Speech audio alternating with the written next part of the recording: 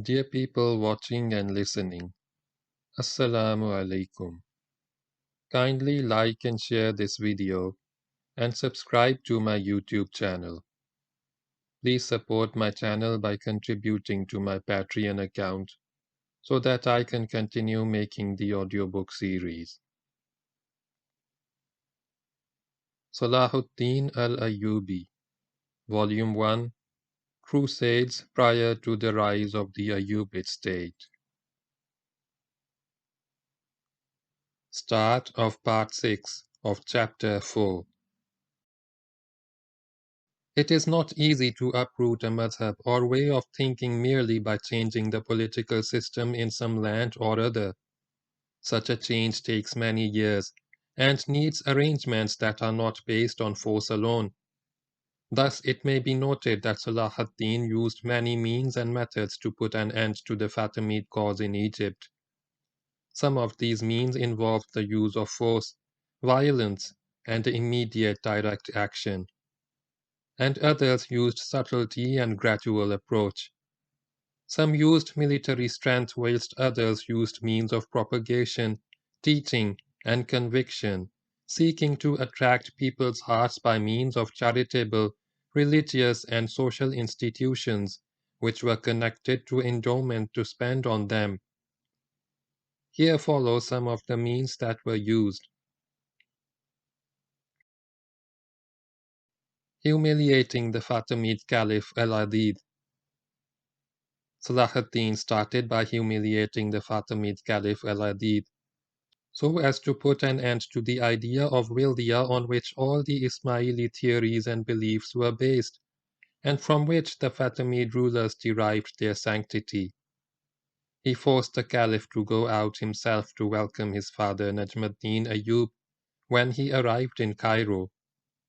This was contrary to custom, as the Fatimid ritual was that the caliph should remain aloof and remote from the people and not appear before them frequently. This lent him an aura of holiness and awe. Abu Shammah tells us that al-Azhar did not come out to meet him, going all the way to Bab al-Futuh, which was something that had never happened before, so it was the most amazing thing the people had ever witnessed. Indeed, al-Azhar was forced to go against all customs, traditions, and state protocols, and bestow various titles upon Salah ad-Din, such as the title of al-Malik al-Afdal, which means the preferred monarch, and to send all kinds of gifts and presents to him from the palace. Then Salah ad-Din continued to humiliate the caliph and undermine his spiritual position among his followers and the supporters of his state. He started to confiscate his personal property and horses, on the grounds that there was a great need for them for jihad purposes. In the end, the caliph asked Salah ad-Din to let him keep his own horse, as he did not have anything else, but Salah ad-Din answered that this was not possible, because the horse was needed. It is obvious that this deliberate, repeated humiliation was aimed at keeping the caliph away from the people and preventing him from appearing on public occasions, so that the Egyptians would forget him.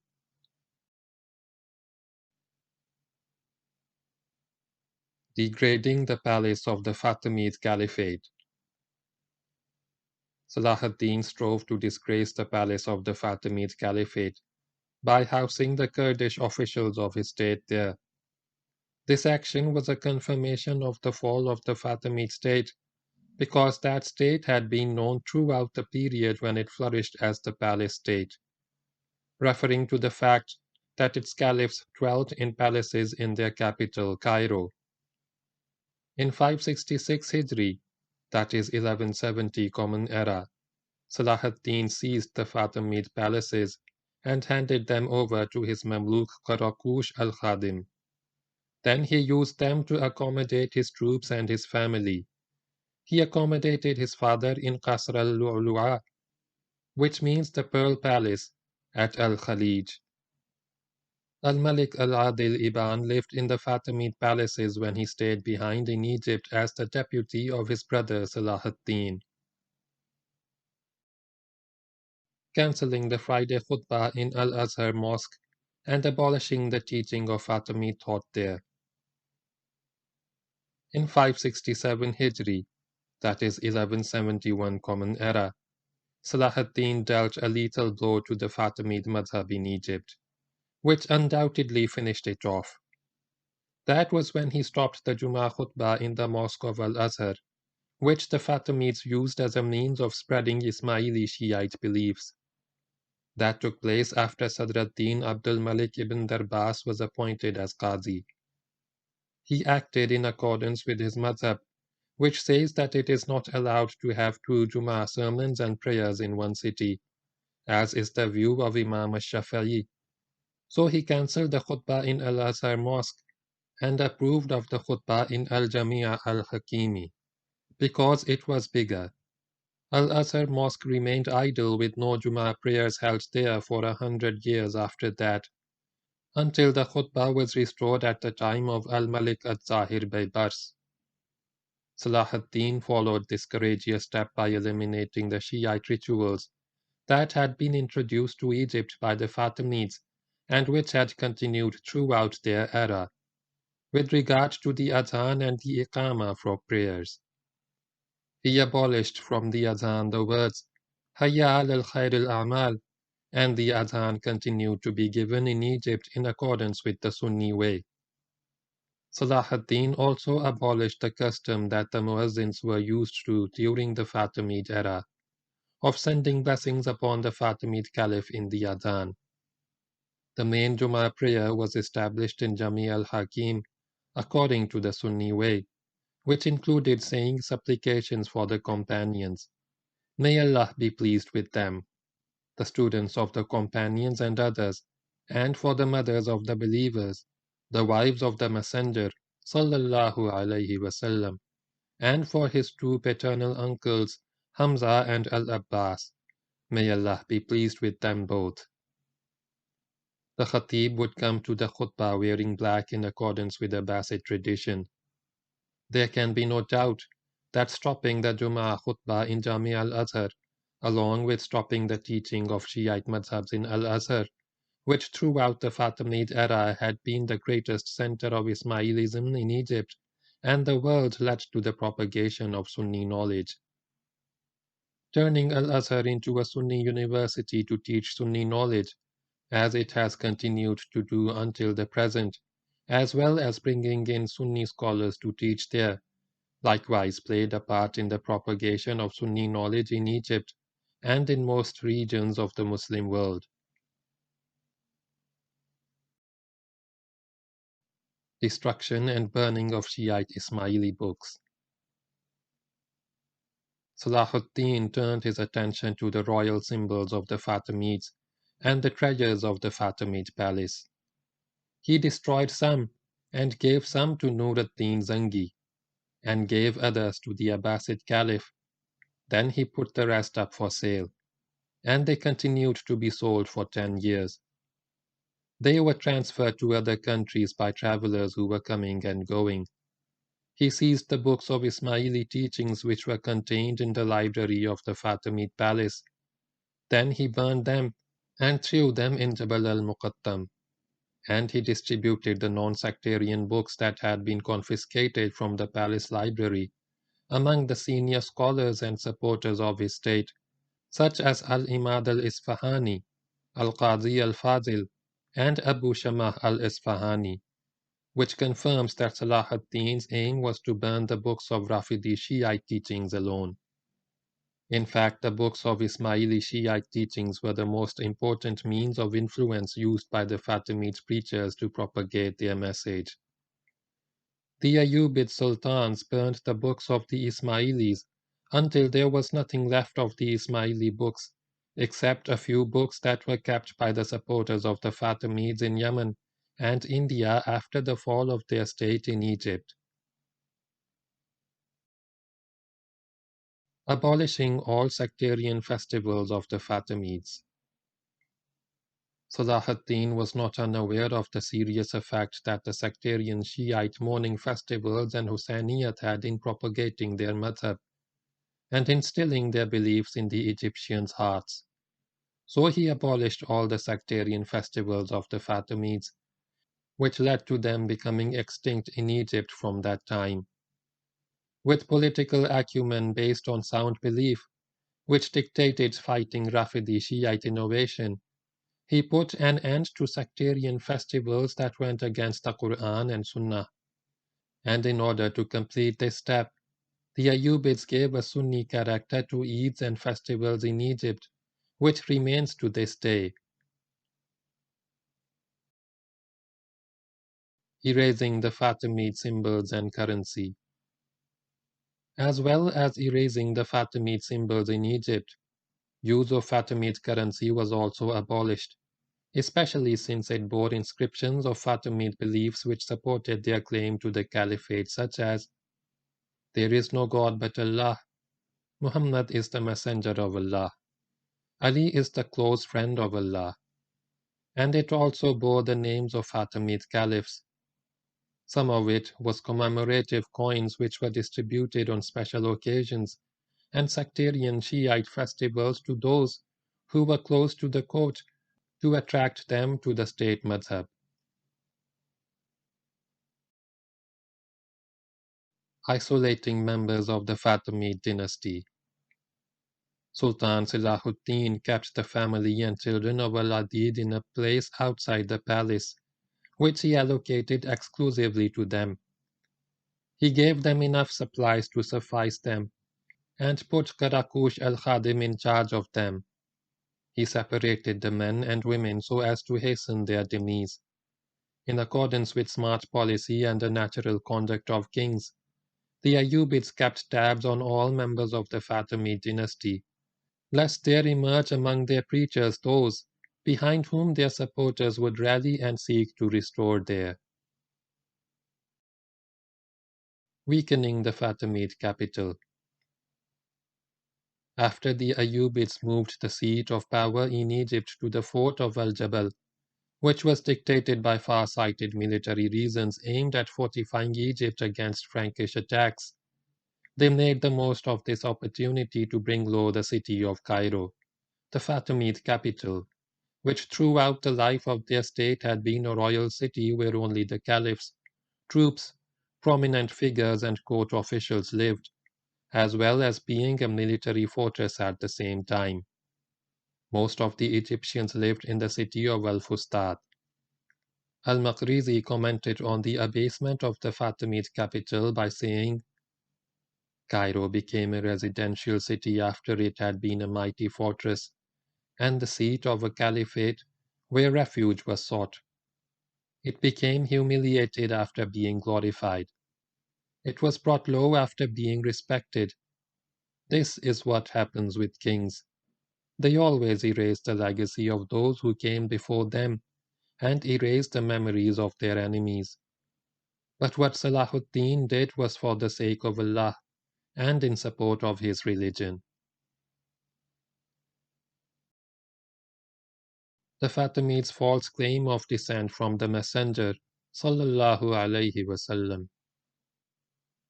As well as destroying the Fatimid legacy, the Ayyubids also revived the issue of the Fatimids' false claim of descent from the Messenger sallallahu alaihi wasallam by highlighting the fact that the Fatimids were descended from a Jewish or Magian lineage, and the Ayyubids continued to expose the false basis on which the Fatimid Caliphate claimed legitimacy. The prominent scholars, such as Ibn Khalikan, Ibn Abi Shamah, al-Maqdisi, Ibn Wasil, and others, undertook praiseworthy efforts to expose them, and they gave the Fatimids the name of Banu Ubaid to reflect the fact that they were descended from Ubaidullah ibn Maimun al-Qadha al-Majusi. Indeed, Ibn Abi Shamah wrote in his books about the issue, in which he proved the falseness of the Fatimids lineage. In his book, Ar-Rawdaitan, Ibn Abi Shamah al-Maqdisi devoted many pages to proving false their claim to be descendants of the Messenger sallallahu alaihi wasallam. Pursuit of the remnants of Shiite.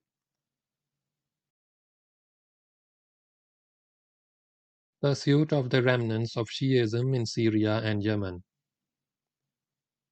Thus the Sunnis, led by Noor ad-Deen Mahmood, put an end to the Fatimid state and destroyed its legacy.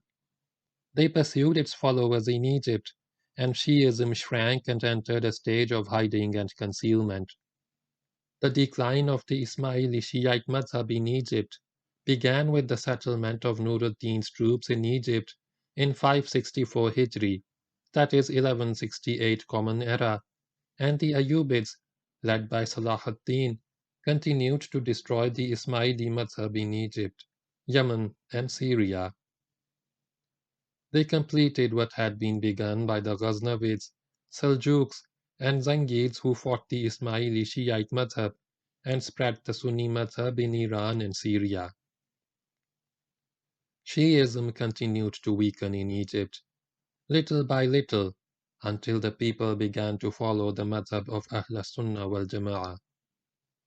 In fact, the arrangements made by the Sunni leaders, such as Noor ad-Deen and Salah ad-Din, to fight the spread of Rafidi Shiite ideas, bore fruit. The Rafidi Shiite madhab became totally extinct in Egypt, which is a sign of deep understanding, something which the Ummah is in the greatest need of. The great lesson we learn from this is that eradicating innovation from Muslim communities requires a comprehensive outlook and integrated plan which encompasses sound Islamic revival, confronts Batini ideas, and directs the Ummah to demand its rights and resist crusader attacks. We have already discussed some of the methods that Salah ad-Din used to put an end to this madhab and the Ubaydi Fatimid legacy. Salah ad-Din and the Ayyubids benefited from the experience of Noor ad-Din in the Sunni revival, confronting the Rafidi Shiites and preparing the Ummah to resist and wrest its rights from its enemies. Hence Salah ad-Din did not start from scratch. Rather, he benefited from the methods of Noor ad-Din, among the most important of which was the setting up of Sunni schools and schools of Hadith, making sure that the judiciary system was based on the Sunni madhabs, putting the schools under his own supervision, using the system of Hisbah to restore the Sunni madhab, encouraging Sunni asceticism, setting up endowments to support civil, non-governmental institutions, and propagating the beliefs of Ahl Sunnah. This will be discussed in detail, inshallah, when we discuss the Ayyubid state. Muhammad Hamdan Khalid al-Qaisi, in his master's thesis submitted to the University of Yarmouk in Jordan, discussed the effects of Salah ad-Din's educational efforts in changing the reality of Egyptian society. This is a useful reference on this topic. In 569 Hijri, that is 1174 Common Era, the kingdom of Noor ad-Din included Sudan, the Hijaz, and Yemen. The entire Muslim East was one state with one leader, looking to the strategic goal that he sought to achieve from the beginning of his rule, which was the liberation of Greater Syria from the occupying Franks. Now this goal was at hand, so he ordered the manufacture of a beautiful mimbar for Masjid al-Aqsa, so that he could take it with him when he conquered Jerusalem. He wrote to Salah ad-Din, instructing him to march at the head of the Egyptian army and meet him at the Frankish citadel of Kerak. Salah ad-Din marched, as ordered by Noor ad-Din, and besieged the citadel of Krak to Montreal, south of Kerak. When Noor ad-Din heard of that, he set out from Damascus, heading south to meet Salah ad-Din, but he received a message from him before he reached him, telling him that there were some troubles in Egypt, and he was afraid that his opponents might take over. So he had no choice but to go back and get things under control. And he would come back again the next year to engage in jihad alongside Noor ad-Din. Noor ad-Din was very eager to uproot the disbelievers from Syria, so when he received some of the treasures from the palaces of the Fatimids, and some of the amazing things made of gold and pearls, he said, "By Allah, We have no need of this wealth, and we do not need it to meet our needs. He, meaning Salah ad-Din, knows that we did not spend gold in Egypt when we were in need of gold, but he knows that the border of Syria needs to be supplied with wealth, men and help to uproot the disbelievers from Syria. In other words, he only wanted the wealth and men in order to uproot the disbelievers from the coastal regions. As for Salah ad-Din, he agreed with Noor ad-Deen with regard to strategic goals, but he was afraid of turmoil in Egypt. His main concern was to put things in order in Egypt first and to focus on that. Hence, he had no choice but to return.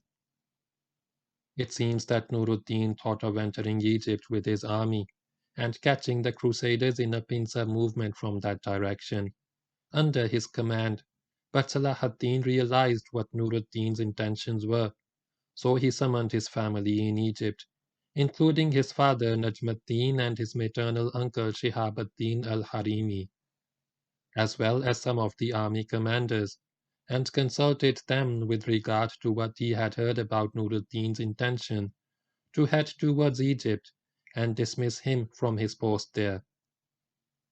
One of his nephews, whose name was Omar, suggested that he should make preparations to fight Nur ad-Deen if he came to Egypt, and some of the people present agreed with him. But Najm ad-Din, the father of Salah ad-Din, hastened to rebuke them and denounced their opinion. He said to Salah ad-Din, "I am your father, and this is your paternal uncle Shihab ad-Din. We love you more than everyone whom you see.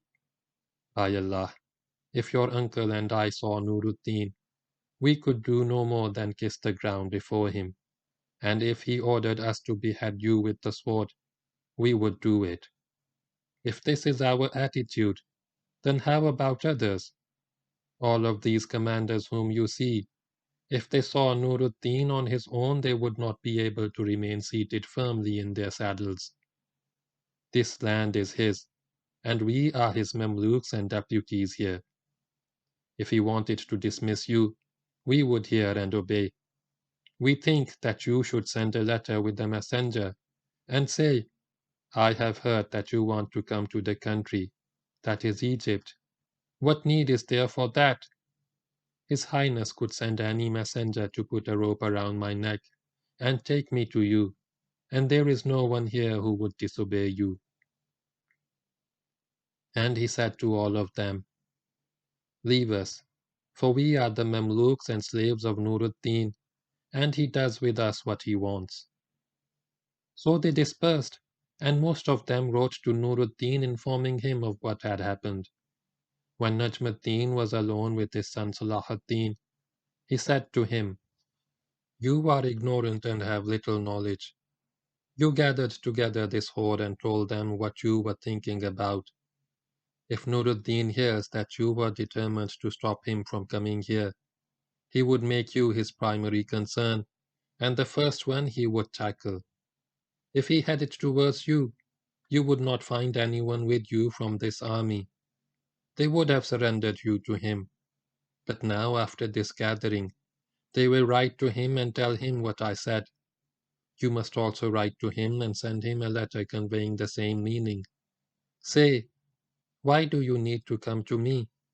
Any man you send could bring me to you with a rope around my neck.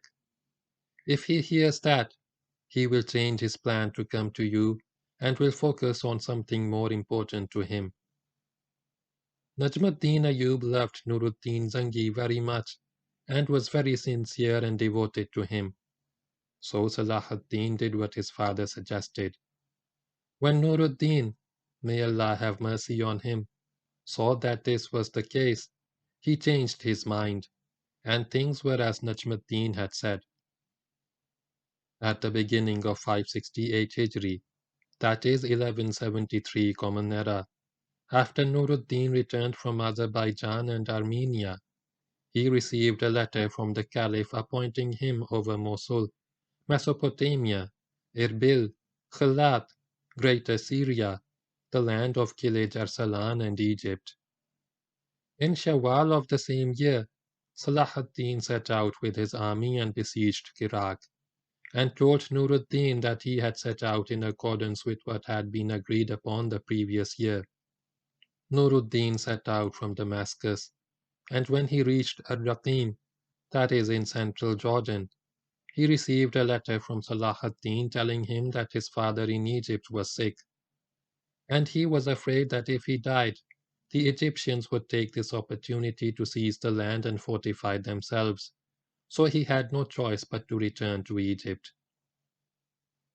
When Nur ad-Din learned of that, he said, "Protecting Egypt is more important to us than anything else." Soon events confirmed Salah ad-Din's fears. A major revolt was staged against him, led by the caliph's confidant Johar. Then after that there was a huge conspiracy in which Amara al-Yamani and the remnants of the Rafidi Shiite madhhab took part, as I have explained above. In 568 Hijri, Nur ad-Din launched campaigns against the crusaders. Al-Imad al-Isfahani was riding with al-Malik al-Adil, and he said to him, "How would you describe what has happened?" His response was to praise him in a lengthy ode about Nur ad-Din's defense of Harran. Incorporation of the Eastern Maghreb. Salah ad-Din strove to consolidate the achievements he had made in Egypt by securing the borders of his country, so that he would not be caught unawares. His efforts resulted in the incorporation of the Eastern Maghreb. North Africa had been geographically connected to Egypt since the early Islamic conquests, so it was natural that Salah ad-Din should turn his attention to incorporating this region in order to benefit from its resources and to benefit from its good location for defending the western border of Egypt. In 568 Hijri, that is 1173 Common Era, Salah ad-Din sent a military force to the eastern Maghreb, led by Sharaf ad-Din Qaraqush, the slave of al-Muzaffar Taqi ad-Din Umar ibn Shahin Shah ibn Ayyub. He entered Tripoli, Barqa, and some other areas of eastern Maghreb as far as Qabis, with the exception of al-Mahdiyah, Safaqas, Qafsah, and Tunis. Incorporation of Yemen. The incorporation of Yemen became part of Nur ad-Din's plan that was aimed at uniting a single Islamic front to resist the Crusader invasion. Salah ad-Din's policy in incorporating Yemen led to 1. Increased pressure on the supporters of the Fatimids, especially since the governor of Yemen, Abdan Nabi in Mahdi, was a Rafidi who had connections to the Fatimid caliph of Egypt. 2.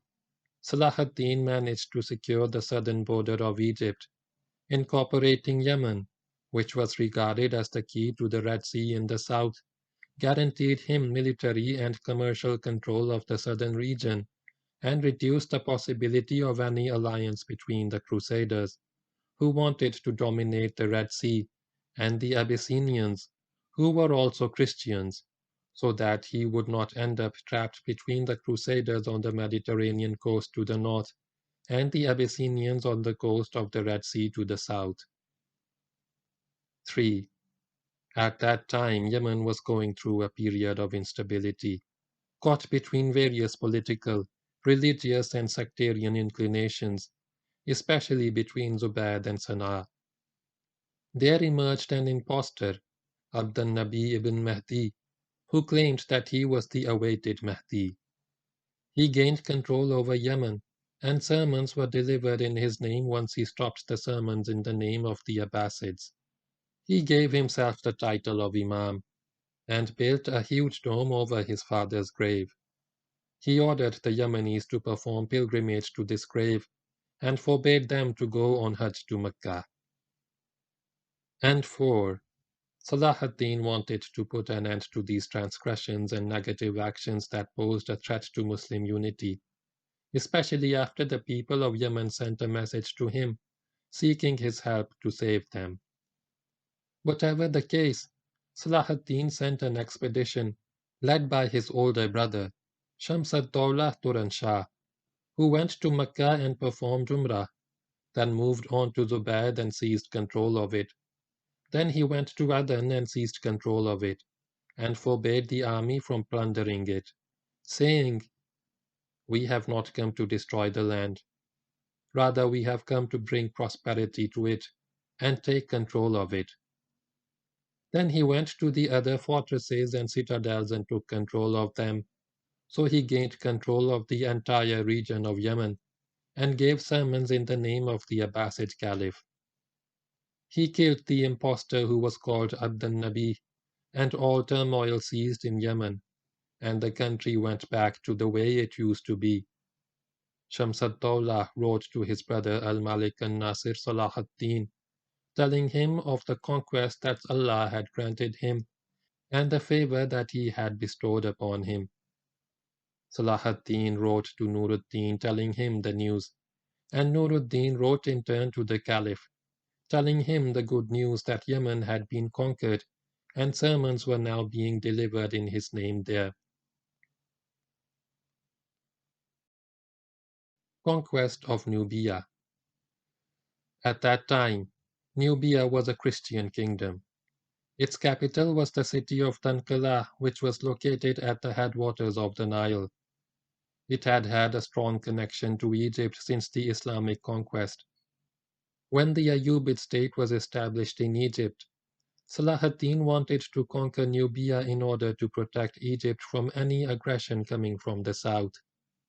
He sent his brother Turan Shah in Jamadi-ul-Sani, 568 Hijri, that is January 1173 Common Era, to Nubia. He conquered Ibrahim, capturing prisoners and booty. Then he went back to Kos, and Islam entered regions where the Muslim army had never been before. He appointed Ibrahim al-Kurdi as its governor. This conquest removed the barriers that had been preventing the spread of Islam in that region. The real story behind the alienation between Salah ad-Din and Noor ad-Deen. Historians have discussed the relationship between Noor ad-Deen and Salah ad-Din. Ibn al-Athir narrated the reasons for the alienation between Noor ad-Deen and Salah ad-Din, as did Abu Shamah, quoting from Ibn Abi Tayy. It started in 567 Hijri, when they agreed to besiege Iraq, but Salah ad-Din went back to Egypt before meeting Noor ad-Deen.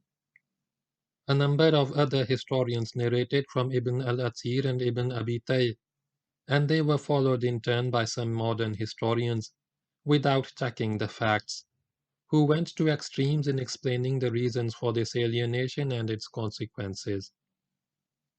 They described the relationship between Noor ad-Deen and Salah ad-Din as if it were a hostile relationship, in which each feared the other.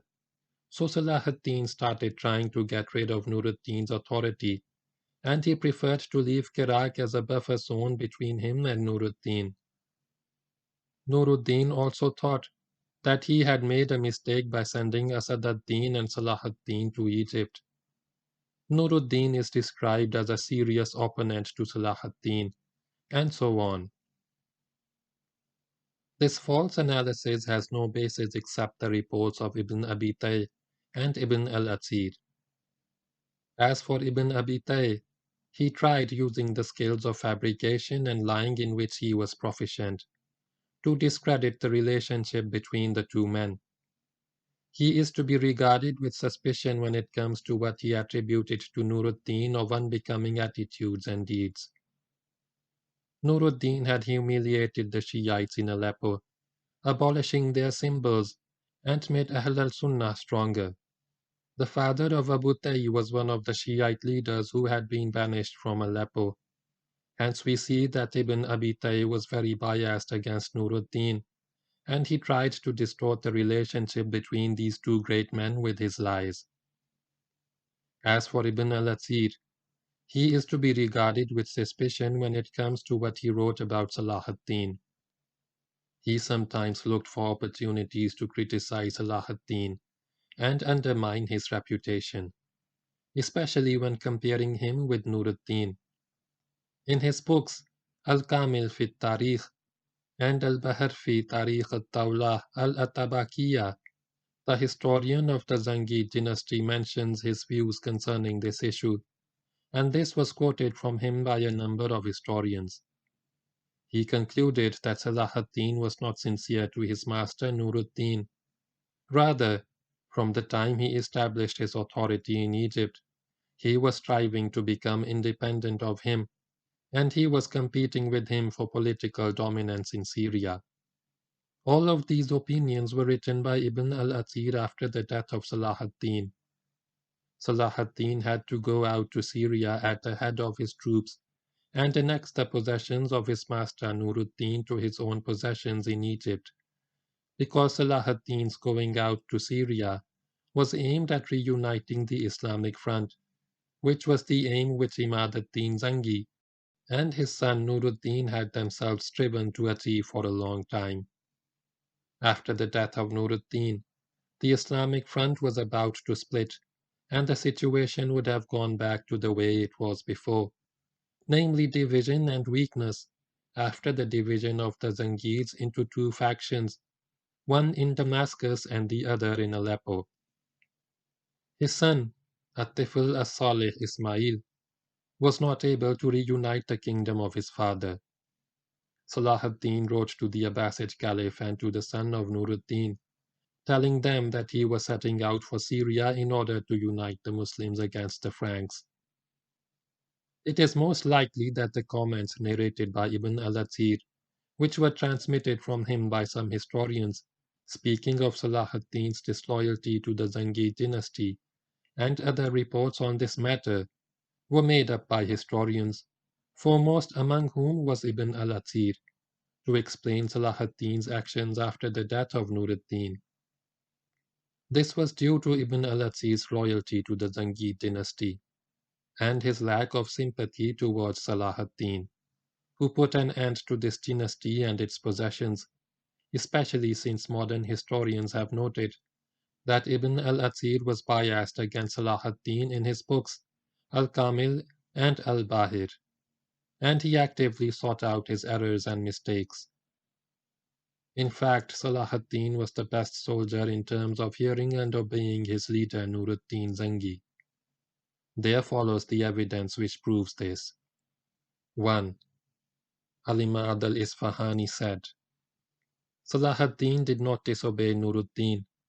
He worked for him as one who is capable and sincere, and he based all his decisions on the well-founded advice of Nur ad-Din. 2. Abu Shamah refuted Ibn al-Athir's accusations against Salah ad-Din with regard to his disobedience towards Nur ad-Din. In Abu Shamah's view, Nur ad-Din never criticized Salah ad-Din for extravagance in spending and disposing of wealth as he saw fit, without consulting him. Abu Shamah supported his view with a document that he himself saw, written in Nur ad-Din's hand, and addressed to the Qadi Sharaf ad-Din ibn Abi Asrun, who was appointed as Nur ad-Din's Qadi in Syria, and then as Salah ad-Din's Qadi in Egypt. This letter expressed his deep admiration for what Salah ad-Din had done in support of the Sunni madhhab in Egypt, and for his putting an end to the Fatimid caliphate and the Shiite madhhab, and he asked Abu Asrun to support Salah ad-Din with regard to this serious matter. 3.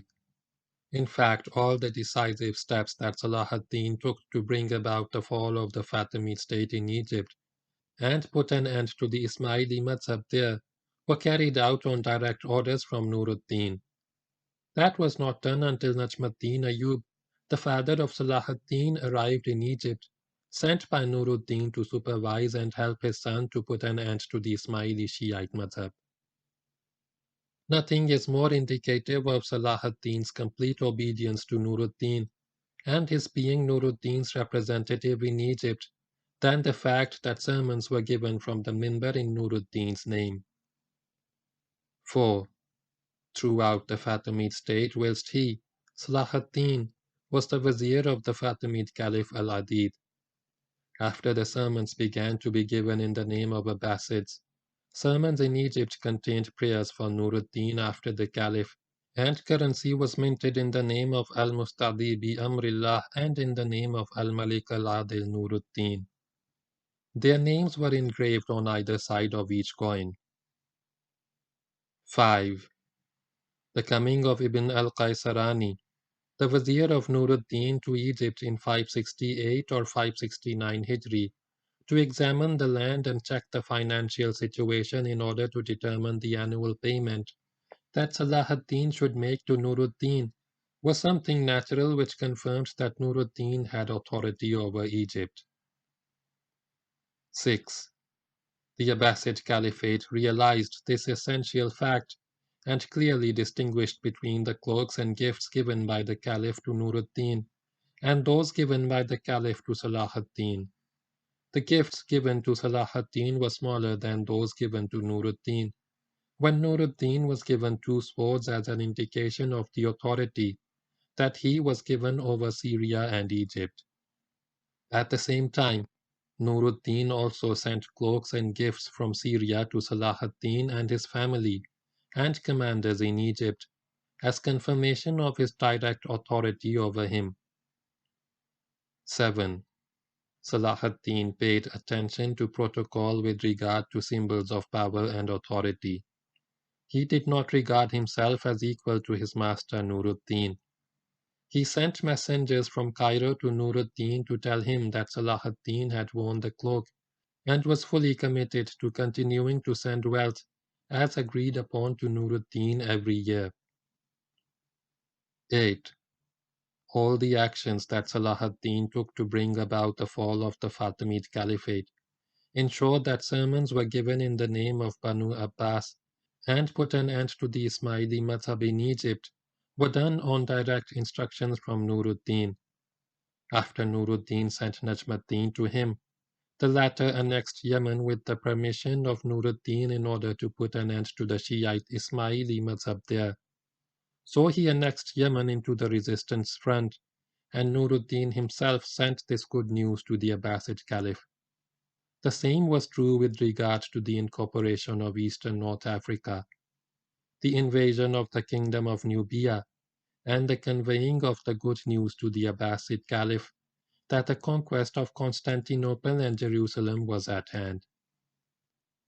Noor ad-Din wrote to the Abbasid Caliph, saying, Constantinople and Jerusalem will be the ultimate goal for conquest. May Allah bring near the goal of conquest to the people of Islam and help al-Khadim to attain the pleasure of the Caliph. One of the good things of these glorious days was what happened at this stage of the conquest of part of Nubia and reaching parts of it where the Muslim cavalry had never trod. 9. The Egyptian troops have also captured Barkah and its fortresses and reached the borders of the Maghreb. 10. From the time when Salah ad-Din settled in Egypt until the death of Noor ad-Din, Salah ad-Din continued to send the treasures of the Fatimid palace to his master Noor ad-Din as a symbol of loyalty, and Salah ad-Din continued to inform Noor ad-Din of everything, great and small, that went on in Egypt.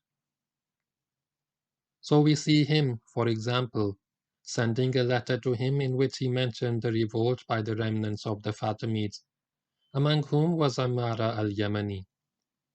Nothing is more indicative of the cooperation between Salah ad-Din and Noor ad-Din than their strategic agreement against the Franks. Abu Shammah states that in 568 Hijri, that is 1172 Common Era, the 2 sultans, Noor ad-Din in Syria and Salah ad-Din in Egypt, started a jihad against the crusaders. Al-Imad describes this incident as the jihad of the 2 sultans against the Franks. This was also confirmed by Salah ad-Din in a letter that he sent to the Abbasid Caliph, telling him that there was an agreement between him and Noor ad-Din, may Allah have mercy on him, to attack the invaders from 2 sides, from Egypt and Syria. The Mamluk, that is Salah ad-Din with his troops by land and sea, and Noor ad-Deen from the plains and rugged terrain of Syria. And 11. Salah ad-Din expressed his loyalty to the dynasty of Noor ad-Deen after the latter's death in 569 Hijri, that is 1173 Common Era, when he delivered the khutbah in the name of his son Shiite Ismaili and minted coins in his name. He also sent letters of condolence on the death of Noor ad-Deen. On this basis, we can say that until the death of Noor ad-Deen, Egypt and Syria were united under the leadership of Noor ad-Deen, and Salah ad-Din was no more than Noor ad-Deen's agent in Egypt. Whatever the case, Noor ad-Deen's relationship with Salah ad-Din never reached the level of enmity, and there is no justification for regarding their differences of opinion as alienation, as a number of historians and writers have stated. All that can be said is that Noor ad-Deen thought of Egypt as a source of income to cover the expenses of the jihad against the crusaders in Syria, and as a source of human resources from whom he could recruit mujahideen. Whereas Salah ad-Din was more aware than Noor ad-Deen of what was going on in Egypt, and of the dangers posed by the preparations of the Fatimid supporters to join the Franks. So he focused his efforts on building a strong army so that he would be able to dominate Egypt. And he thought that consolidating the position of the new state in Egypt was more important than focusing on the affairs of Syria. This is in accordance with what Noor ad-Deen said to the messenger, whom Salah ad-Din sent with apologies for his decision not to join him in the siege of Iraq, when he said, "Protecting Egypt is more important to us than anything else." Salah ad-Din followed the same methods as Noor ad-Deen in supporting the Sunni venture. Leadership in Islam is not a monopoly for the Zangid family, or the Ayyubid family, or for any particular family, no matter what their status. Rather, whoever has that potential, with the help of Allah, and is loved, respected and supported by the Muslims, is the one who should be put forward to lead the Ummah.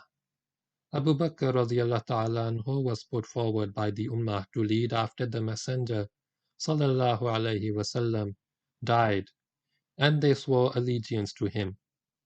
The same was true of Umar radiallahu ta'ala anhu, who completed the course of Uthman and Ali after him radiallahu ta'ala anhum ajma'in. May Allah be pleased with them all. Serving Islam and the Muslims took precedence over everything else in the mind of Salah ad-Din. The death of Noor ad-Din Mahmood. Imad al-Isfahani noted, Noor ad-Din, may Allah have mercy on him, ordered the circumcision of his son al-Malik al-Salih Ismail on the day of Eid al-Fitr, and we celebrated this event. The stores in Damascus were closed for several days, and an ode was composed to celebrate Eid and the circumcision. He described it thus: on the day of Eid, which was a Sunday, Noor ad-Din rode in the usual manner, surrounded by the protection of Allah and by happiness, guarded by the troops of heaven and earth. But fate said to him, "This is the last Eid for you." He stood in the northern green field to practice archery and spear throwing, and his tent had been set up in the southern green field. He ordered that the mimbar be set up, and al-Qazi Shams ad-Din ibn al-Farashi, the Qazi of the army, gave a khutbah for him after leading him in prayer. He visited the citadel, happy and cheerful, and set up his public table in the manner of the Turks and great kings. Then we joined him at his private table. On Monday, the prominent figures were walking alongside him, and the wise men were discussing with him, among whom was Hammam ad-Din Maudud, who was one of the prominent people. In the past, in the early stages of the Zangid state, he had been the governor of Aleppo. He was smart and had experience in life. He said to Noor ad-Din by way of a reminder to one who may be deceived by times of ease, "Will we be here on a day like this next year?" Noor ad-Din said, Will we be here in a month's time? 1 year is too far away. And fate materialized in accordance with what they said. Noor ad-Deen did not live for another month, and Imam ad-Deen did not live for another year. Then Noor ad-Deen started to play ball with his inner circle. He was intercepted whilst playing by another Amir whose name was Yarankushi, who said to him Bash, that made him angry and sad. And he felt outrage that was contrary to his forbearing attitude. He rebuked him and scolded him, then left and went to the citadel, where he stayed, keeping away from people and isolating himself. He remained in his house for a week, more preoccupied with what had befallen him and what might happen than with what was going on around him as people celebrated the circumcision.